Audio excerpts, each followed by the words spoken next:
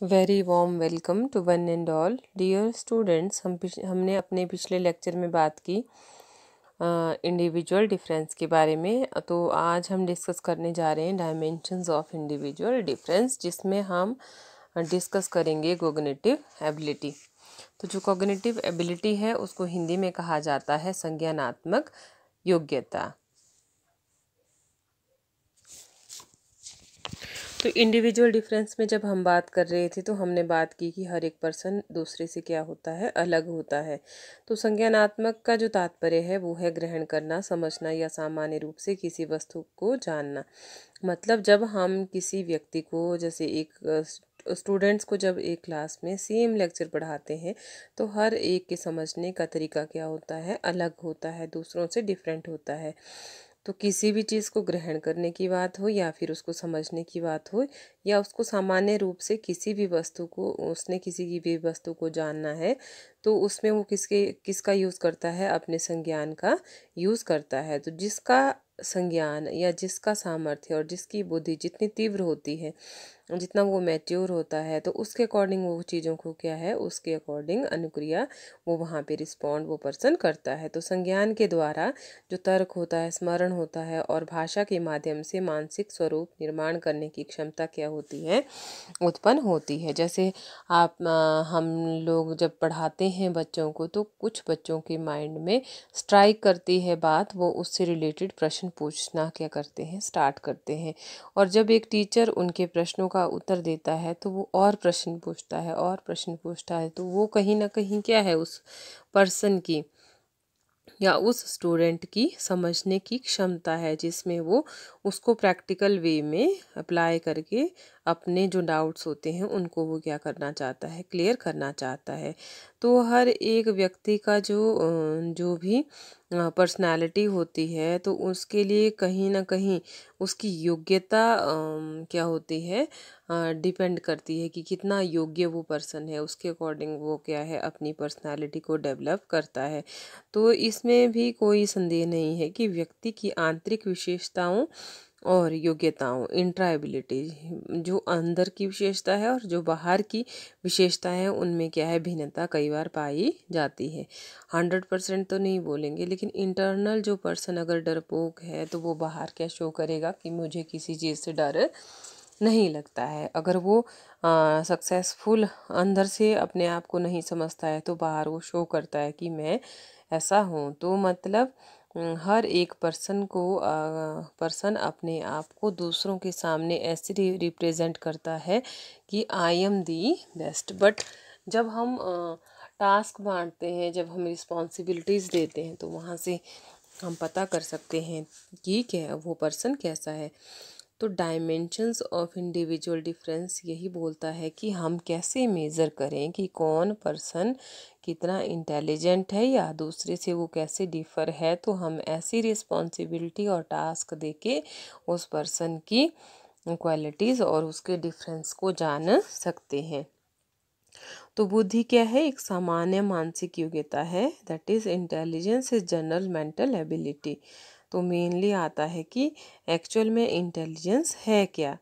वास्तव में जो टॉपिक है या ये जो क्वेश्चन है, इसका आंसर हर एक मनोवैज्ञानिक रूप से समझने के लिए कुछ व्यवहारों का निरीक्षण किया जाता है।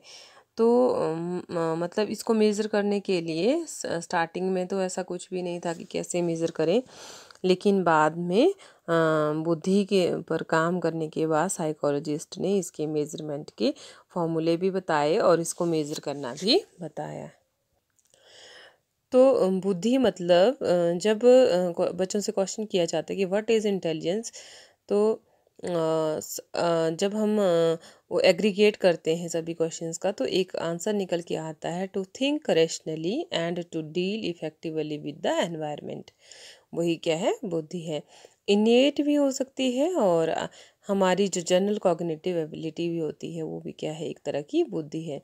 The effective all-around cognitive ability to comprehend, to grasp relations and reason. तो intelligent activity consists in grasping the essential in a situation and responding appropriately to them, कि हमारा जो काम करने का तरीका, बात करने का तरीका, एनवायरनमेंट में रहने का तरीका, वो क्या है, हमारी इंटेलिजेंस है। कि एक डिफ़िकल्ट क्वेश्चन का जब एक इजी वे में जब आंसर किया जाता है, दैट इज़ आर इंटेलिजेंस। तो जो इंटेलिजेंस है उसको बहुत ज़्यादा डिफ़िकल्ट है डिफ़ाइन करना। तो जो हमारी एबिलिटी हैं और कैपेसिटीज़ हैं, वही क्या है, एक तरह की इंटेलिजेंस है, जिसको मेज़र करके हम फाइंड आउट कर सकते हैं इंटेलिजेंस को। तो रिसर्च के बाद ये भी देखा गया कि बुद्धि कितने प्रकार की होती है, 2 प्रकार की होती है। एक जनरल मेंटल एबिलिटी होती है और दूसरी स्पेसिफिक मेंटल एबिलिटी होती है। जनरल मेंटल एबिलिटी मतलब सामान्य मानसिक योग्यता। तो सामान्य मानसिक योग्यता में हमारी कौन कौन सी क्रियाएं आती है? व्यवहारिक क्रियाएं, संशोधन, मूल्यांकन और सूचना प्रक्रियाकरण के से संबंधित क्षेत्र। और अगर विशिष्ट की बात करें तो ये क्या होता है? बौद्धिक योग्यता द्वारा विशेष कार्यों से संबंधित, व्यक्तिगत विभिन्नता से संबंधित इसमें फील्ड्स या क्षेत्र आते हैं। तो बुद्धि के आधार पर जो अधिगम करता होता है, उसमें पाई जाने वाली व्यक्तिगत विभिन्नता। अब ये देखा जाता है कि मतलब जो स्टूडेंट्स हैं या फिर जो आपका मतलब ट्यूटर, जब टीचर एक पढ़ा रहा है, पढ़ाने के बाद जो बच्चा ग्रैस्प कर रहा है उस चीज़ को, तो वहाँ पे हम उसको बुद्धि माना गया है कि वो जैसे रिएक्ट कर रहा है या पढ़ाई कर रहा है या रिस्पॉन्स वहाँ पे वो क्वेश्चन के आंसर को देता है, अगर बहुत अच्छे ढंग से वो इस चीज़ को एक्सप्लेन करे, तो वही क्या है, आपकी इंटेलिजेंस है। तो बुद्धि को फाइंड आउट करने के लिए स्टर्नबर्ग ने इन 1985 में ट्रायआर्किक थ्योरी दी, जिसमें उन्होंने कंटेक्सचुअल, कंपोनेंशियल और एक्सपीरियंशियल की बात की। जो कॉन्टेक्सचुअल है उसमें how intelligence relates to the external world, कि बाहरी जो विश्व है उसमें कैसे एक पर्सन बिहेव करता है। और जो कंपोनेंशियल है, the cognitive processes that take place within the individual. और एक्सपीरियंशियल में एक्सपीरियंस के बेस्ड पर हम देखेंगे कि एक पर्सन के काम करने का तरीका। तो इन्होंने जब इसको इवेलुएट किया, तो इन्होंने बुद्धि को मेजर करने के लिए क्या किया, तो the first modern intelligence test, एक इंटेलिजेंस क्या दिया, इन्होंने टेस्ट दिया जिससे हम फाइंड आउट कर सकते थे बुद्धि को। तो इसमें डिवाइस किया इन्होंने, इन जो स्टर्नबर्ग के साथ वो एल्फ्रेड बीनेट थे, इन 1905 में, at the request of French education authority. तो ये क्वेश्चन भी आपको आता है कि जो इंटेलिजेंस टेस्ट है वो किसने, बुद्धि के बारे में सबसे पहले स्टर्नबर्ग ने बताया, और बीनेट ने इसके लिए क्या दिया, एक टेस्ट दिया जी, इन 1905 में। इन 1881 the French government introduce compulsory schooling for all children. ये थोड़े से कॉन्सेप्ट इसके बारे में बताए हैं, लेकिन मेनली जब क्वेश्चन आता है तो जो बुद्धि का टेस्ट दिया वो किसने दिया, एल्फ्रेड बीनेट ने, इन 1905 में। और जो मेजरिंग इंटेलिजेंस के लिए टेस्ट दिया वो स्टर्नबर्ग ने दिया, आईक्यू, इन 1912 में। ठीक है, तो future researchers developed this work with stern की जो एक्सपेरिमेंट थे उस पर बेस्ड पर उन्होंने बुद्धि का फॉर्मूला बताया। तो जो है I Q is equal to mental age divided by chronological age into 100। तो ये बहुत बार क्वेश्चन आता है एग्ज़ाम में, जब आप टेट का पेपर भी देंगे उसमें भी आएगा कि what is the formula of intelligence I Q. तो वो होता है आपका mental age divided by chronological age into 100। अगर मेंटल एज की बात करें कि वो बच्चा किस क्लास के क्वेश्चन कर लेता है, ठीक है, जैसे मान लीजिए अगर बच्चा 6th में है, अगर वो 7th क्लास के क्वेश्चन कर लेता है तो उसकी मेंटल एज कौन सी हो गई, 7। अगर उसकी क्रोनोलॉजिकल एज जिस क्लास में वो है, ठीक है, इंटू 100, अगर इसको फाइंड किया जाए, इसको सॉल्व किया जाए तो क्या आ जाती है उसकी इंटेलिजेंस, हम बताते हैं। तो how was the test modified, in 1986 में इसको मॉडिफाई किया गया, और IQ testing is no longer focused on identify low ability children but is used in many aspect of life. इसमें ये बताना ज़रूरी नहीं था कि ये बच्चा क्या है, poor, but many aspects of life की बात की, मतलब हम इसको डायमेंशन ऑफ इंडिविजुअल डिफरेंस में पढ़ रहे हैं तो इंडिविजुअल डिफरेंस जो व्यक्तिक विभिन्नता होती है वो किसके आधार पर हम चेक करते हैं, बुद्धि के आधार पर कि बुद्धि लब्धि कितनी है। बुद्धि लब्धि के आधार पर हम बताते हैं कि इन दो बच्चों में कितना इंडिविजुअल डिफरेंस है। अगर the formula for intelligence quotient में हम सिंबल्स की बात करें तो IQ का मतलब है इंटेलिजेंस क्वोशंट, और MA का मतलब है मेंटल एज, CA का मतलब है क्रोनोलॉजिकल एज, और जो एक्चुअल एज है बच्चे की, और फॉर्मूला इसका है जैसे बताया था आपको कि IQ is equal to MA/CA into 100। तो कई बार ये भी पूछा, ऐसे भी दिया होता है कि IQ is equal to MA/CA। MA मतलब मेंटल एज और अपॉन CA मतलब क्रोनोलॉजिकल एज। अगर अब जैसे आपको क्वेश्चन आए कि if mental age is 12 and chronological age is 10 then. Mental age होता है जिस एज लेवल के वो क्वेश्चन करता है, ठीक है। तो मेंटल अगर 12/10 इंटू क्या हो जाएगा 100, तो how much it is 120 IQ।